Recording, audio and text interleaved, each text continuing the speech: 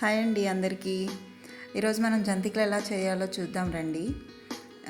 ఇలా ఒక చిన్న బాండి పెట్టుకొని నువ్వుల్ని వేయించేసుకోండి. వేయించడం అంటే ఎక్కువగా అవసరం లేదు, నార్మల్గా పచ్చి వాసన పోయేలాగా. ఎలాగో మనం జంతికల్లో వేస్తాం, ఇది బాగా వేగుతుంది కాబట్టి. కానీ ఆ పచ్చివాసన పోయేలా వేపుకుంటాం అంతే. జస్ట్ వేపుకొని ఇలా పిండిలో కలిపేసుకొని తగినంత ఉప్పు, తగినంత కారం. యాక్చువల్గా కారం అందరూ వెయ్యరు, కానీ మా సైడ్ బాగా అలవాటు, మేము వేసుకుంటాం. కలర్ అండ్ టేస్ట్ రెండు బాగుంటుంది, కొంచెం కారంగా ఉంటుందని.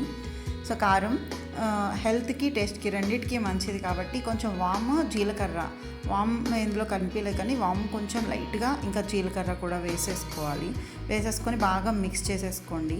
ఇందులో మేము యాక్చువల్గా పిండి చాలామంది ఉట్టి బియ్య పిండితో చేస్తారు. మేము కొంచెం శనగపిండి, శనగపప్పు, ఇంకా సగ్గుబియ్యం ఉంటుంది కదా, సాబుదానా అంటాం, సగ్గుబియ్యం, అది కూడా అందులో కలిపి చేయటం వల్ల బాగా గుల్లగా బాగా వస్తుంది. అండ్ ఆయిల్ని కొంచెం వేడి కాదు, బాగా మరుగుతున్న ఆయిల్ని వేసి మొత్తం అంతటికి పట్టేలాగా బాగా మిక్స్ చేసుకోవాలి.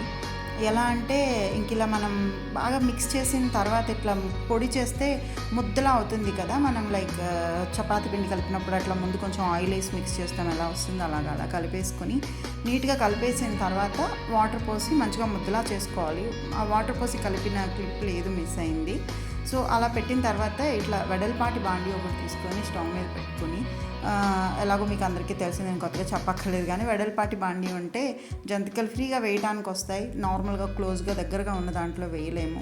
అలాగే జంతికలు చేసే గొట్టం తీసుకొని దానికి కొంచెం ఆయిల్ పూసుకోవాలి. ఆయిల్ పూసుకోవటం వల్ల జారుగా వెళ్తుంది. పిండి మీద ఇట్లా తడిబట్ట ఒకటి వేసుకుంటే పాడవకుండా, దుమ్ము పడినా పడదు. మోరోవర్ పాడవడం అన్నాను, పిండి ఎండిపోకుండా అలాగే ఒకటే ఏదైతే మనం కలిపామో ఇందులో ఉండిపోతుంది, ఆ కన్సిస్టెన్సీలో ఉండిపోతుంది, డ్రై అయిపోకుండా. అట్లా పెట్టేసుకొని ఇంకా జంతికలు మంచిగా మనకు కావాల్సిన షేప్లో వేసుకోవచ్చు. ఏ షేప్లో వేసినా ఏం చేస్తుందండి, తర్వాత కొట్టేసుకొని తినడమే కదా, లోపలికి వెళ్ళాక మొత్తం విరిగిపోతుంది. ఎలాగో అలా వేసేసుకొని, మీకు మాలాగా బాగా టాలెంట్ ఉందనుకోండి, ఏ పుల్ల దొరికితే ఆ పుల్లతో తిప్పేసుకోండి. ఇలాగా ఇట్లా పుల్లతో తీస్తున్నాం కదా అలాగా. లేదంటే మంచిగా ఒక చిల్లులు గరిటె ఉంటుంది కదా పెద్దది, దాన్ని తీసుకొని ఆయిల్ అంతా డ్రైన్ చేసేసి వేసేసుకోండి అంతే.